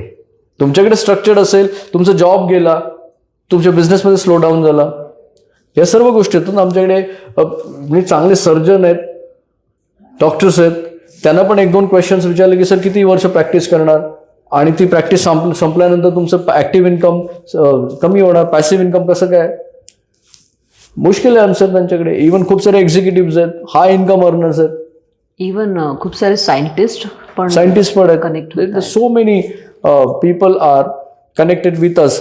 पण मुद्दा हा आहे की 99% लोकांचं काय होणार आहे हे 1% क्लास तिथे बसून डिसाईड करतोय, आणि आपण 99% लोक बॅड फायनान्शियल ॲडवाइस घेतोय जस्ट बिकॉज ऑफ त्या व्यक्तीला इम्प्रेस झालेला तुम्ही, ती व्यक्ती तुम्हाला इन्फ्लुएन्स करते. ते कुठेतरी थांबवणं गरजेचं आहे. गणेश मॅडम, इथे खूप गंभीर विषय तुम्ही मांडलात सर, की एक सर्वसामान्य व्यक्ती त्याच्या फायनान्शियल लाईफमध्ये फायनान्शियली फ्री होणं तेवढं डिफिकल्ट होत चाललंय. आणि जर तुमचं financial adviser geo political incline नसेल, जे काही नितीन सरांनी आता काही रिसर्च सांगितला किंवा इलाइट ग्रुप जे काही गोष्टी डिस्कशन सरांनी केल्यात याच्या थ्रू जर रिअलाइज होत असेल, तुमच्या ॲडवायझरपर्यंत ह्या माहिती नसेल, तर डेफिनेटली तो तुमचा प्लॅन त्या पद्धतीने बनवणार नाही आहे. तर ॲडवायझरचा रोल फार मोठा आहे, खूप मोठं आहे. मी म्हणतो देवाच्या नंतर तर फायनान्शियल ॲडवायझरचा रोल आहे, मला असं वाटतं. लोकांना त्यांच्या फायनान्शियल लाईफमध्ये एक चांगला ॲडवायझर जर निवडायचा असेल तर त्यांनी त्याला कुठले असे प्रश्न विचारायला हवेत? सी, फायनान्शियल ॲडवायझर तुम्हाला चांगला निवडायचं असेल धनेश्वर मॅडम, आणि इव्हन ऑडियन्सला पण मी सांगतो, तर ही गोष्ट अंडरस्टँड करा. सर्वात महत्त्वाची गोष्ट पहिली जी येते ती म्हणजे की तो फर्स्ट मीटिंगमध्ये ना तुमच्या लाईफविषयी जास्त डिस्कशन करायला सुरुवात करतो. दॅट मीन्स तो कमी बोलतो आणि तो तुम्हाला जास्त प्रश्न विचारतो. फॉर एक्झाम्पल प्रश्न काय की तुम्ही काय करता, कोणत्या इंडस्ट्रीमध्ये आहात, राईट. त्याच्यानंतर मग तो येतो की तुम्हाला कशा पद्धतीचं फायनान्शियल लाईफ पुढच्या 5-10 वर्षामध्ये जगायला आवडेल.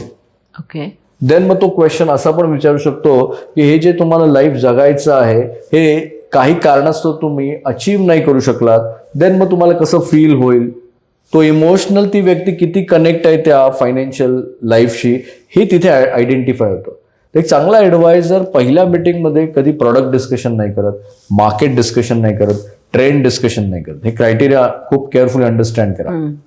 असा ॲडवायझर असेल तर please stay away please, request आहे. कष्टाने कमवताय पैसे, एका इन्कमवरती डिपेंड आहेत, अशा व्यक्तीकडे जाऊ नका की जो फर्स्ट मीटिंगमध्ये या सर्व गोष्टी. फर्स्ट मीटिंग कनेक्शन होणं फार गरजेचं आहे. जर तुम्ही त्याच्याशी कनेक्ट नाही झालात, दॅट मीन्स तुम्ही तुमच्या फायनान्शियल लाईफशी कनेक्ट नाही झालेले आहेत. तुम्ही तुमच्या फायनान्शियल लाईफशी कनेक्ट नाही झालात, तुम्ही लॉंग टाईममध्ये इन्व्हेस्टेड राहू शकत नाही. तुमच्या लाईफमध्ये खूप सारे चॅलेंजेस येतील. आय टेल यू की इथून पुढे प्रत्येक वर्षी प्रत्येक व्यक्तीच्या लाईफमध्ये चॅलेंजेस यायला जास्त सुरुवात होतील ज्याच्याकडे स्ट्रक्चर्ड नाहीये आणि जो प्रिपेअर्ड नाहीये. तर चांगला ॲडवायझर पहिल्यांदा तुम्हाला कनेक्ट करेल तुमच्या फायनान्शियल लाईफशी, तो इन्व्हेस्टमेंट विषयी सुरुवातीला नाही. देन मग तो तुमचे फायनान्शियल ॲसेट्सवरती येईल आणि तुमचे ॲसेट्स किती आहेत, कुठे आहेत, काय आहेत आणि ॲसेट क्लास काय आहे याचं एज्युकेशन द्यायला सुरुवात होईल. म्हणजे क्रायटेरिया असेल तर सेकंड टाइम जो तुम्हाला भेटेल त्यावेळेस तो तुमच्याकडे ॲसेट्स किती आहेत, कोणते ॲसेट क्लास असतात, कोणत्या ॲसेट क्लासमध्ये तुम्ही किती प्रमाणामध्ये केलंय, नेटवर्थ काय असतं, नेटवर्थचं इम्पॉर्टंट काय आहे, प्लॅनिंग काय असतं, प्लॅनिंगचं इम्पॉर्टंट काय, तुमच्याजवळ किती नेटवर्थ आहे, तुमचे गोल्स काय, हे कॅल्क्युलेट करेल तो सेकंड याच्यामध्ये. आणि तुम्हाला आता जायचं कुठे हे तो थर्ड याच्यामध्ये कसं अचीव करायचं यावरती डिस्कस करायला सुरुवात करेल.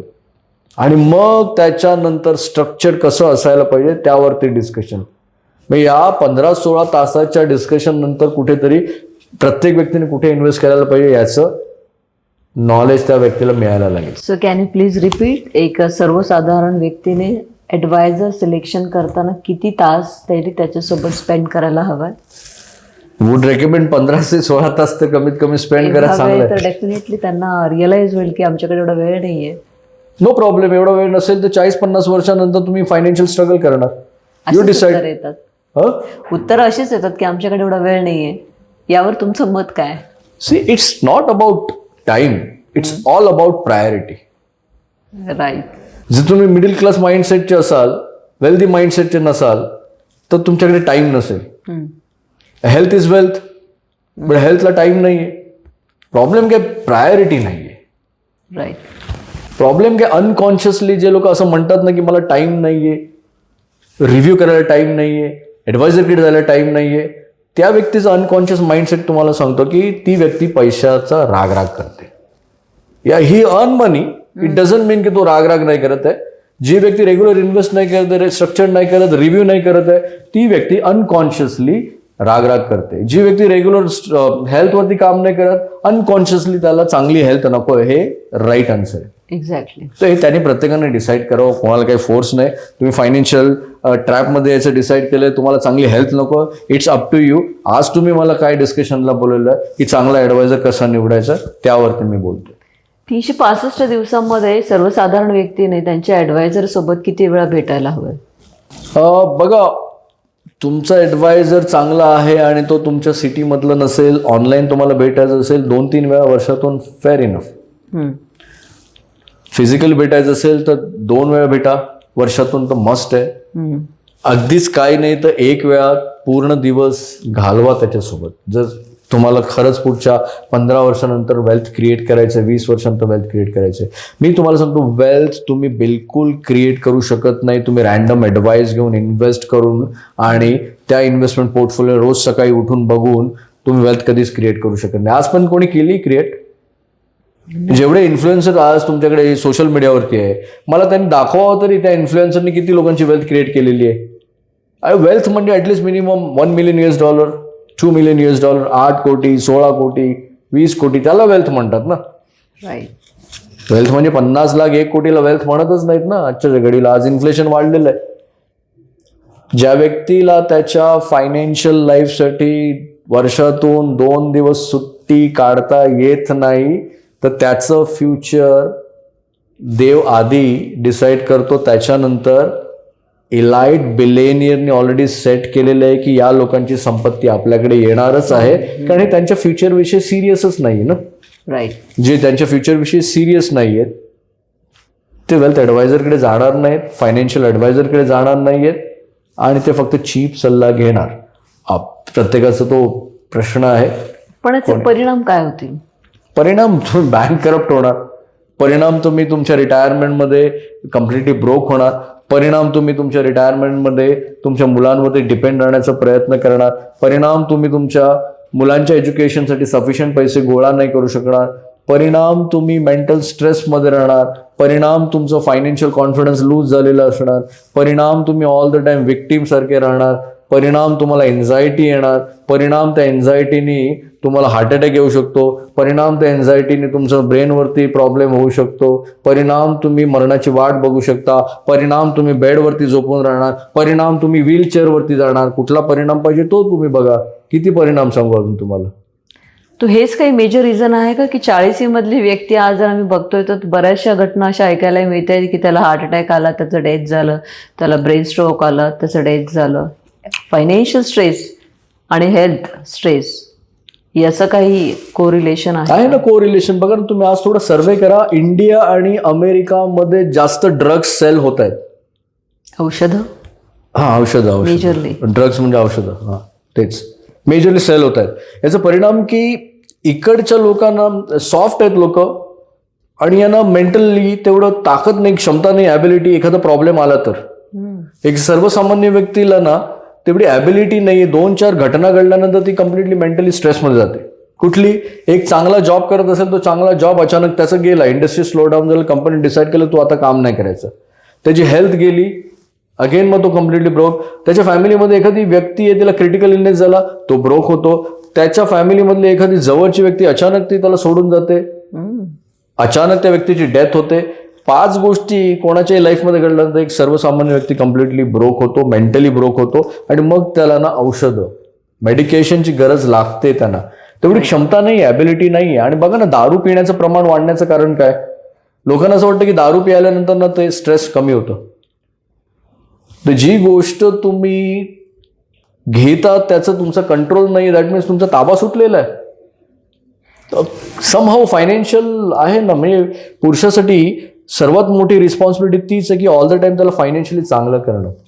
परिणाम होणार ना. आय एम नॉट डॉक्टर की मी तुम्हाला कुठे परिणाम होईल एक्झॅक्टली हे मी सांगू शकत नाही, पण येस डेफिनेटली मेंटल स्ट्रेस आहे, त्याला हँडल करण्याची क्षमता नाही, कॅपॅबिलिटी नाही आहे, एज्युकेशन सिस्टीमने सांगितलेलं नाही आहे. आणि का होतं माहिती आहे का की एक तर रिस्क ॲपेटाईट लोकांचा फारच वीक आहे.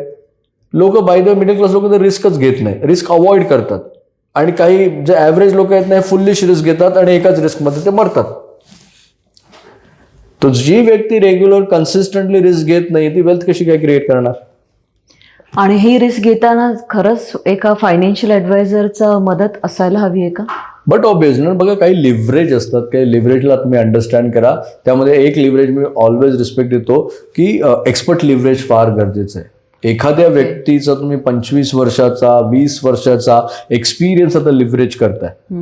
तुम्हाला ज्या ठिकाणी जायचंय त्या ठिकाणी ती व्यक्ती गेली आहे का? नंबर 1. दुसरं कारण महत्वाचं, त्या ठिकाणी त्या व्यक्तीने बऱ्याचशा लोकांना पोहोचवलेलं आहे का? नंबर 2. दोन्ही गोष्टी किंवा दोघांपैकी एक गोष्ट असेल तर त्या व्यक्तीचा सल्ला घ्या. तुम्हाला फायनान्शियल फ्री व्हायचंय, ती व्यक्ती स्वतः फायनान्शियल फ्री नाही झालेली आहे, त्या व्यक्तीचा सल्ला घेऊ नका. तुम्हाला जिकडे जायचंय तिकडे ती व्यक्ती गेलीच नाहीये तर सल्ला घेऊ नका. तुम्हाला बिझनेस करायचा आहे, तुमच्या मित्रांनी कधी बिझनेसच नाही केला, सल्ला घेऊ नका. सल्ला कोणाचा घ्यायचा हे तुम्ही डिसाईड करा आणि सल्ला घेताना केअरफुल राहा. ॲडवायझरी USA मध्ये, चायनामध्ये, जर्मनीमध्ये टॉप क्रिटिकल सर्व्हिसेस आहेत. कोणी तुम्हाला तिथे फ्रीमध्ये सल्ला नाही देणार आणि कोणी पांचट सल्ला नाही देणार. केअरफुल सल्ला देणार, असा सल्ला देणार की तो तुम्ही फॉलो केल्यानंतर, त्याला इम्प्लिमेंट केल्यानंतर तुमच्या लाईफमध्ये मॅसिव्ह चेंज होणार.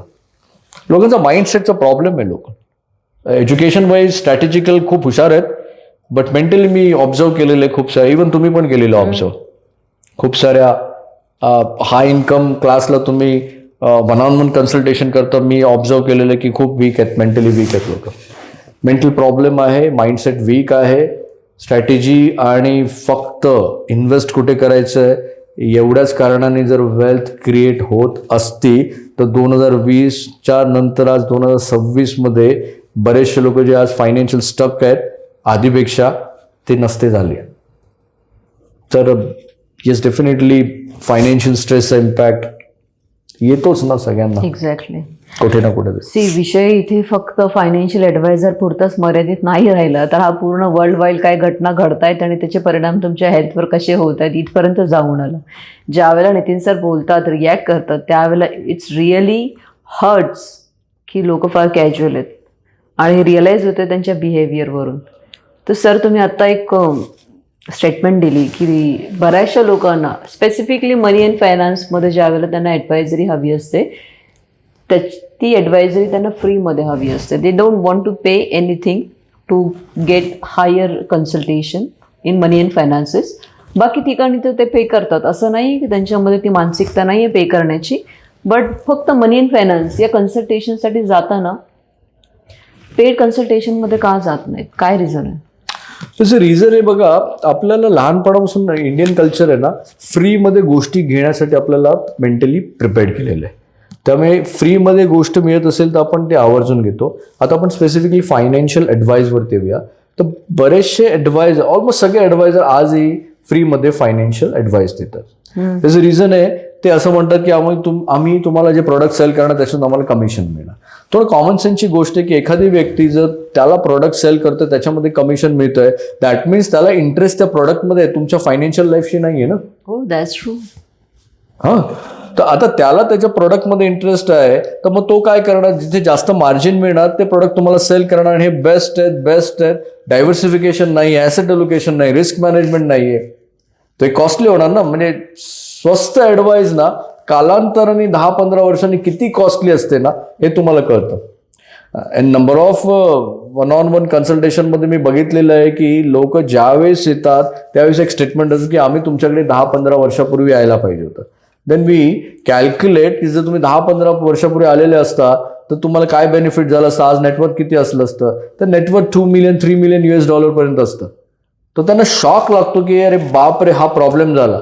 आणि मग त्याच्यानंतर तो शॉक लागून ना ते परत पुढच्या प्रवासासाठी जातच नाही. तर ॲडवाईज फ्रीमध्ये तर मला आय डोंट थिंक सो की घ्यायला पाहिजे. काहीतरी गुरुदक्षिणा द्या त्याला. तर बघा, फ्रीमध्ये ना हवा आहे, पाणी आहे, ऑक्सिजन आहे, सूर्याची किरण आहेत. तर बेस्ट गोष्ट अवेलेबल फ्रीमध्ये. बट सेकंड बेस्ट गोष्ट आहे ना ती फार कॉस्टली, हे अंडरस्टँड करणं फार गरजेचं आहे. आणि जर तुम्ही ती फ्रीमध्ये घेण्याचा प्रयत्न करत असाल तर जो फ्रीमध्ये देतोय आणि जो फ्रीमध्ये घेतोय दोघांनाही प्रॉब्लेम होणार. तुम्ही मला ना एक अशी व्यक्ती घेऊन या की ज्यांनी फ्रीमध्ये सल्ला घेऊन 20 वर्षामध्ये वेल्थ क्रिएट केलेली आहे. इम्पॉसिबल होईल, पॉसिबल नाही. मी तुम्हाला ना 1000 अशा व्यक्ती देतो की ज्यांनी वेल्थ ॲडवायझर किंवा एका प्रोफेशनल कन्सल्टंटकडे जाऊन फ्रीचा सल्ला नाही घेतलेला आहे, पेड सल्ला घेतलाय आणि त्यांनी वेल्थ क्रिएट केलेली आहे. 1000च्या पेक्षा जास्त वरती. What do you mean by professional? Professionalism म्हणजे प्रोफेशनलिझम म्हणजे डिग्री नाही. प्रोफेशनलिझम म्हणजे बऱ्यापैकी प्रोफेशनलिझमचा लोकांना अर्थच नाही कळला. लोकांना वाटतं प्रोफेशनलिझम म्हणजे डिग्री, प्रोफेशनलिझम म्हणजे तुमचा हुद्दा, प्रोफेशनलिझम म्हणजे तुमचं एक्सपिरियन्स. या 3 गोष्टींना कन्सिडर करतात. बट माझ्यामध्ये प्रोफेशनलिझम म्हणजे सेल्फ अकाउंटेबल. अच्छा. म्हणजे जर तुम्ही एखादी गोष्ट कमिट केलेली आहे आणि ती तुम्ही कमिट केल्याप्रमाणे जर पूर्ण नाही करत, दॅट मीन्स तुम्ही प्रोफेशनलिझम नाही आहे तुमच्यामध्ये. तो being an expert you are taking 100% responsibility of client, की जर त्यांनी ते सगळ्या गोष्टी फॉलो केल्या तर you are committed, you are self accountable to client. 100% self accountable, irrespective तो सेल्फ अकाउंटेबल किती आहे त्यावरती. Good, very nice. आणि तुम्हाला एक गोष्ट अंडरस्टँड करतो, आता वर्ल्ड इतकं फास्ट आता फिरतंय, इथून पुढे जी व्यक्ती ॲव्हरेज आहे, जी व्यक्ती प्रोफेशनलिझम फॉलो नाही करत, प्रोफेशनलिझम म्हणजे अंडरस्टँड करा, जी व्यक्ती सेल्फ अकाउंटेबल नाही आहे towards health, towards money and finance, ती व्यक्ती ॲव्हरेज आहे. आणि आपल्याला प्रोग्राम केलेलं आहे की मिडल क्लास घरामध्ये हे प्रोग्रामिंग केलेलं आहे की ॲव्हरेज म्हणजे नॉर्मल आहे, ॲव्हरेज म्हणजे स्टँडर्ड आहे, राईट. तो 20 वर्षापूर्वी आपले आई वडील ॲव्हरेज होते, ते सर्व्हाइव्ह करू शकत होते. पण आज जे ॲव्हरेज म्हणून नॉर्मल अंडरस्टँड करताय, आज ॲव्हरेज स्टँडर्ड अंडरस्टँड करतायत ना, ते पुढच्या 10 वर्षामध्ये गॅरंटेड बेट ट्रॅपमध्ये येणार. तो ऑडियन्सला पण मी सांगेन, तुम्हाला पण सांगतो, लिहून घ्या तुम्ही, average is failing formula. Okay, that's it.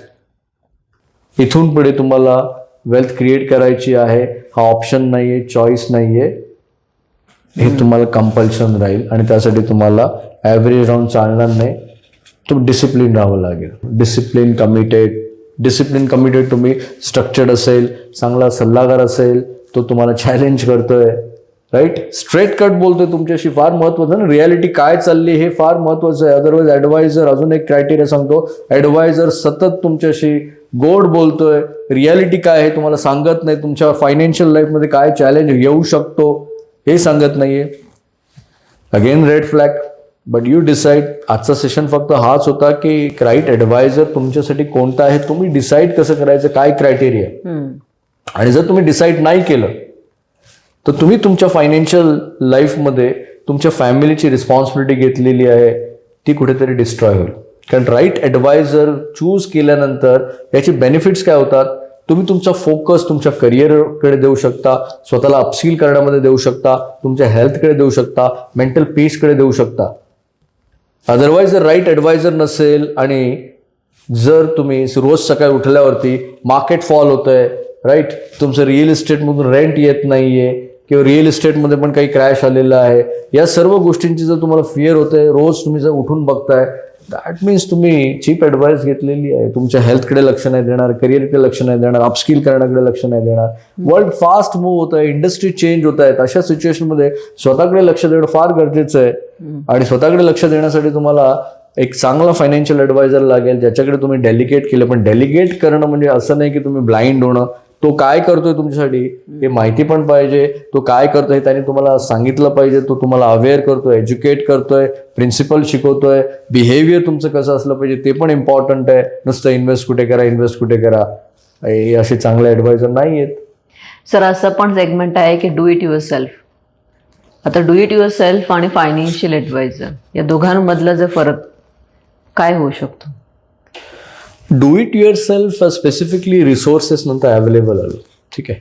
आता डू इट युअर सेल्फ कोण करतं? यंग जनरेशन जे आहे, जी टेक्नो सॅव्ही आहे, ठीक आहे, त्यांच्याकडे खूप सारा वेळ आहे. ते सकाळी उठतात आणि ते सगळं future option, stock selection, AI मार्फत या सर्व गोष्टी करतात, ठीक आहे. तर डू इट युअर सेल्फमध्ये जी व्यक्ती अडकलेली असते ना, ही त्याचा मॅक्सिमम टाइम ना या सर्व गोष्टींमध्ये घालवते, रिसर्च करण्यामध्ये आणि स्ट्रॅटेजी बनवण्यामध्ये. आणि त्याला जास्त टाइम जो द्यायचा असतो त्याच्या करिअरकडे, हेल्थकडे, तो कुठेतरी जातो, फ्रस्ट्रेशनमध्ये जातो. तर डू इट युअर सेल्फवाले जे असतात ना, कालांतराने फायनान्शियल ट्रॅपमध्ये गॅरंटेड येतात 100%. डू इट युअर सेल्फ करून तुम्ही फक्त एकाच सिनेरिओमध्ये वेल्थ क्रिएट करू शकता की वर्षाला तुम्ही 100 ते 150 तास तुमच्या फायनान्शियल लिटरसीला इन्व्हेस्ट केलेलं आहे. असं तुम्ही 20 वर्ष करताय, तर डेफिनेटली तुम्ही वेल्थ क्रिएट करू शकता. वेल्थ क्रिएट करण्यासाठी एक गोष्ट अंडरस्टँड करा, कंटिन्युअसली तुम्हाला 20 इयर्स इन्स्पायर होऊन इन्व्हेस्ट करावं लागेल.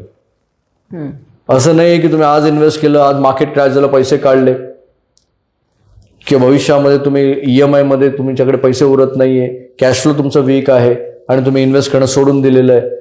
तर जी व्यक्ती रेग्युलर इन्व्हेस्ट नाही करणार, इथून पुढे त्याच्याकडे ॲसेट्स नाही गोळा होणार, आणि जसं इलाइट ग्रुपने डिसाईड केलेलं की 3 गोष्टी फेकल्यानंतर 2 गोष्टी त्यांच्या मिळणार. त्या 2 गोष्टी म्हणजे मॅक्सिमम लोकांची हेल्थ ते कंट्रोल करणार आणि मॅक्सिमम लोकांची वेल्थ पण आता ते लोक कंट्रोल करणार. त्यामुळे केअरफुली तुम्हाला तुमचा फायनान्शियल ॲडवायझर चूज करणं फार महत्वाचं आहे. डू इट युअर सेल्फ नको, फायनान्शियल ॲडवायझरकडे जा, जेणेकरून तुमचा टाइम, एनर्जी, पैसा हे सर्व गोष्टींना तुम्ही राईट डायरेक्शनमध्ये घेऊन जाणार. ओके. तुम्ही राईट डायरेक्शनमध्ये नाही घेऊन गेलात तर तुम्हाला 10-15 वर्ष कळणार नाही काय चाललेलं आहे आणि अननेसेसरी तुम्ही सगळ्या चांगल्या एक्सपर्टला पण ना वाईटच्या नजरेने बघणार. तर ते कुठेतरी फायनान्शियल लाईफमध्ये तुम्हाला हर्ट होईल. मनी अँड फायनान्स हा जर टॉपिक बघितला तर खूप अवघड आहे, किचकट आहे, कॉम्प्लेक्स आहे. कारण याच्यामध्ये मेजरली सायकोलॉजिकल पॅटर्नवर जास्त डिस्कस केलं नितीन सरांनी. स्ट्रॅटेजी आणि टेक्निकल पार्टचा पण रोल फार इम्पॉर्टंट आहे. 20% स्ट्रॅटेजी अँड टॅक्टिक्स वर्क करेल, पण 80% क्लायंटचं बिहेवियर मॅनेज करण्यामध्ये खूप वेळ जातो असं सरांचं एक्सपर्टीज सांगते. तो सर मला जाता जाता तुमच्याकडून एक उत्तर हवं आहे की जे काही पार्टिसिपेंट्स आहेत त्यांनी आज आपलं कन्व्हर्सेशन ऐकले आणि त्यांच्या मनामध्ये असा कुठेतरी जर डाऊट आला असेल, आमचे जे काही फायनान्शियल ॲडवायझर्स आहेत ते राईट आहेत की रॉंग आहेत, की आम्ही जे केलं आहे ते राईट केलं आहे की रॉंग केलं आहे, हे ओळखून देण्यासाठी तुम्ही त्यांना मदत करणार का? किंवा तुमची टीम त्यांना सपोर्ट करू शकते का? आणि जर करू शकत असेल तर कशी करणार? I hope so. I think आजच्या पॉडकास्टमध्ये ना त्यांना आपोआप कळून जाईल. त्यांनी पॉडकास्ट पूर्णपणे बघितला ना तर एक त्यांच्यासाठी योग्य ॲडवायझर कोण आहे. मी असं नाही म्हणत आहे कोण चूक आहे कोण बरोबर आहे. मला एकच म्हणायचं आहे की एक ॲडवायझर जो तुमच्यासाठी चांगला असायला पाहिजे, तो आयडियल कोड आहे तुमच्यासाठी, तो चूज करा. स्पेसिफिक समजा आता तुम्ही याला उभं करा आणि याला ओळखा पाहू याच्यापैकी चांगला आणि वाईट कोण आहे, तर I am not ideal person. मी तुम्हाला क्रायटेरिया सांगितलं, तुम्ही डिसाईड करा की यापैकी चांगला कोण आहे आणि वाईट कोण आहे. आमची टीम तुम्हाला चांगला आणि वाईट ॲडवायझर कोण आहे हे ओळखण्यासाठी बिलकुल हेल्प नाही करणार आणि ते माझ्या एथिक्समध्ये पण नाही बसत. तुम्हाला कोण आहे तो आयडेंटिफाय करा आणि तुम्ही योग्य ॲडवायझर सोबत गेला तर तुम्हाला हे बेनिफिट्स मिळतील हे तुम्ही अंडरस्टँड करून त्याच्यासोबत जा. कॉन्सेप्ट हाच आहे की तुम्ही 10-15 वर्ष त्याच्यासोबत जाणं फार गरजेचं आहे. 17 वर्षाच्या प्रॅक्टिसमध्ये मी ही गोष्ट स्ट्रॉंगली सांगतो की जे आज आमच्या सोबत आहेत, 15-17 वर्ष या जर्नीमध्ये सोबत आहेत ना, ते आज सगळे मल्टीमिलियनियर आहेत. Just because of their financial confidence, commitment, discipline, structure प्लॅनिंगमुळे ते फायदा झालेला आहे. तर आम्ही काय हेल्प करू शकतो, डिस्क्रिप्शनमध्ये तुम्ही जे काय केलेलं आहे ते योग्य केलं आहे की अयोग्य केलं आहे हे टीम तुम्हाला एक्सप्लेन करून सांगेल. 1-on-1 कन्सल्टेशन जर वाटतंय तुम्हाला क्वालिफाय होत आहे, काही क्रायटेरिया आहेत, ते क्रायटेरिया फुलफिल होत असेल तरच, अदरवाईज वी स्ट्रिक्टली अवॉइड. आम्ही तुम्हाला सांगू की आम्ही तुमचा प्रॉब्लेम सॉल्व्ह नाही करू शकत. आणि हाय इन्कम अर्न करत असाल, HNI असाल, NRI असाल, डॉक्टर्स असाल तर डेफिनेटली त्याला कनेक्ट व्हा. अदरवाईज जर तुम्ही फायनान्शियल स्ट्रगल करत असाल तर माझी टीम तुम्हाला एक स्पेसिफिक टीम आहे जी तुम्ही जे स्ट्रगल करता ते स्ट्रगलमधून बाहेर कसं यायचं एक बेसिक कन्सल्टेशन देईल, तुम्हाला काउन्सिलिंग करेल. बट त्या प्रॉब्लेममधून तुम्हाला बाहेर आणण्यासाठी तुमचं इन्कम पण वाढवावं लागेल, काही रिस्पॉन्सिबिलिटीज घ्यावं लागेल. तर असं बिहेव नका करू की तुम्ही कमी पैसे अर्न करणार, तुम्ही बॅड लोन घेतला आणि आता आम्हाला बाहेर काढ. बरोबर. That is not right way. आम्ही कोणाला हेल्प करू शकतो जे ऑलरेडी फायनान्शियल मोटिवेटेड आहेत, इन्स्पायर आहेत, जसं जे पैसे कमवण्यासाठी इन्स्पायर आहेत बट त्यांचा प्रॉब्लेम होतो. जे एक्झिक्युटिव्स आहेत ते खूप चांगला पैसा अर्न करतायत बट त्यांना कळतच नाही कुठे इन्व्हेस्ट करायचं, स्ट्रक्चर कसं बनवायचं आहे, फॅमिलीच्या फायनान्शियल फ्युचरची त्यांना काळजी आहे, त्यांना पुढच्या 10 वर्षामध्ये त्यांना एक कम्फर्टेबल रिटायरमेंट हवं आहे, मुलांच्या एज्युकेशनला हवं आहे. जे इन्स्पायर लोक आहेत ना त्यांना मी चांगल्या पद्धतीने हेल्प करू शकतो. जे इन्स्पायरच नाही आहे तर मी काही मोटिवेशनल गुरु नाही आहे की तुम्हाला ऑल द टाइम मोटिवेशन करेन आणि इन्स्पायर करेन. आम्ही एक स्ट्रक्चर्ड प्लॅनिंग करणारे साधे सुद्धा ॲडवायझर आहोत. प्रत्येकाचे प्रॉब्लेम नाही सॉल्व्ह करू शकत बट डेफिनेटली डिस्क्रिप्शनमध्ये तुम्ही काही डिटेल्स शेअर करा आणि आम्ही तुमचा प्रॉब्लेम सॉल्व्ह करू शकत असू तर नक्कीच आम्ही सॉल्व्ह करू. येस. पुन्हा एक क्वेश्चन रिलीज झाला. इथिक्स हा वर्ड वापरला तुम्ही, राईट? इथिक्स आणि कॉन्फ्लिक्ट फ्री ॲडवाईसचा काय महत्त्व आहे किंवा किती महत्त्व आहे? एथिक्स म्हणजे एक प्रिन्सिपल बेस्ड प्रोसेस आणि सिस्टम तुमच्याकडे आहे. या प्रोसेस आणि सिस्टमला तुम्ही फॉलो करताय आणि त्यामध्ये तुम्ही कसलंही काही no concession, that is called ethics. अच्छा. जे मोस्टली फार कमी लोक फॉलो करतात की प्रिन्सिपलला फॉलो नाही करत. जसं आता तुम्ही इथे बघितलं तर खूप सारे प्रिन्सिपल्स आहेत, हे वेल्थ प्रिन्सिपल आहेत. आता हे फक्त भिंतीवरती लावायचे आहेत म्हणून नाही, हे वॉकटॉक आहेत. राईट. हे वॉकटॉक आहेत. कारण खूप सारे लोक मोटिवेशनल गुरु आहेत, बोलतात, बट ते वॉकटॉक नाही आहेत. तर हे जे प्रिन्सिपल आहेत हे प्रूव्हन प्रिन्सिपल आहेत. हे प्रिन्सिपल ना आमच्या स्ट्रक्चरमध्ये फॉलो केले जातात. तो एथिक्स त्याला म्हणतात, की जे तुम्ही बोलताय, जे प्रोसेसेस सिस्टम आहे ते तुम्ही फॉलो करता आणि त्याने बऱ्याचशा लोकांना बेनिफिट झालेलं आहे आणि याचा बेनिफिट्स तुम्हाला पण होणार. That is call ethics. Second काय तुम्ही विचारलं? कॉन्फ्लिक्ट फ्री ॲडवाईसचं काय महत्व? कॉन्फ्लिक्ट बघा कसं आहे की ज्याच्यामध्ये मला जास्त माझा वे ऑफ इंटरेस्ट आहे, ज्याच्यामध्ये जास्त मला रिवॉर्ड मिळतोय, प्रॉफिट मिळतोय, कमिशन मिळतोय, ती गोष्ट विकणं, या गोष्टी फार इम्पॉर्टंट आहे. तुम्हाला अंडरस्टँड करायचं की एखादी व्यक्ती जर तुमच्याकडून फीस घेत नाहीये तर त्याचा कॉन्फ्लिक्ट जो आहे की त्याला काहीतरी कुठून तरी मिळते. आफ्टरऑल ती व्यक्ती पण खूप एफर्ट्स करते, खूप सारं ऑफिस तिने सेटअप केलेलं आहे, ऑफिसचा एक्सपेन्सेस आहे, कोणी गोष्टी फ्री देत नाही ना. पण ती व्यक्ती तुमच्याकडून चार्ज नाही करत आहे कारण त्याला त्या व्यक्तीकडून मिळणारं जे प्रोडक्टचा कमिशन आहे त्याच्यातून त्याच्या गोष्टी लागतात. तो कॉन्फ्लिक्ट हा प्रकार आहे की समोरच्याचं इंटरेस्ट अंडरस्टँड नाही करायचं आणि आपल्या इंटरेस्टमध्ये काय बेस्ट आहे ते त्याला देऊन टाकायचं. तो हा ह्यूज डिफरन्स आहे. पण एथिकली तुम्हाला जाणं गरजेचं आहे जर वेल्थ क्रिएट करायची असेल तर. राईट. डेफिनेटली एथिक्स तर फार महत्त्वाची गोष्ट सरांनी इम्पॉर्टंटली शेअर केली. बट खूप छान वाटलं. खूप माइंड ब्लोईंग इन्फॉर्मेशन सरांकडून अंडरस्टँड झाली. It was not only information, it's a experience. एक हार्डकोर एक्सपिरियन्स पर्सनच त्याच्या फायनान्शियल लाईफमध्ये व्यक्तीने काय मुवमेंट्स करायला हव्यात याच्याविषयी ॲडवाईस करू शकतो किंवा सल्ला देऊ शकतो. तो असेच काही गप्पा होत राहतील नितीन सर. पुन्हा अजून नव्याने काही आपण टॉपिक कव्हर करू. तुम्हाला जर एखादं कुठला नवीन टॉपिक हवा असेल तर कमेंट करून ठेवा चॅटबॉक्समध्ये, जेणेकरून मला पण अंडरस्टँड होईल की हा टॉपिक मला कव्हर करायचा आहे. Fine.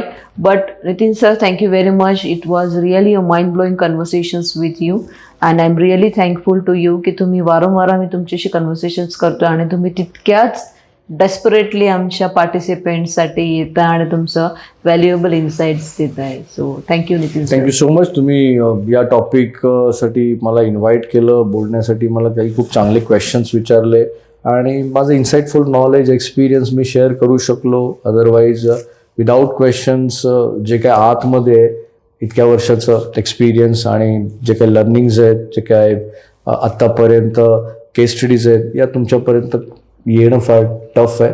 Thank you so much once again. आणि ऑडियन्सला पण मी थँक्स म्हणतो. पॉडकास्ट जरूर शेवटपर्यंत बघा आणि तुमच्या राईट फायनान्शियल ॲडवायझरला चूज करायला बिलकुल विसरू नका. Thank you so much.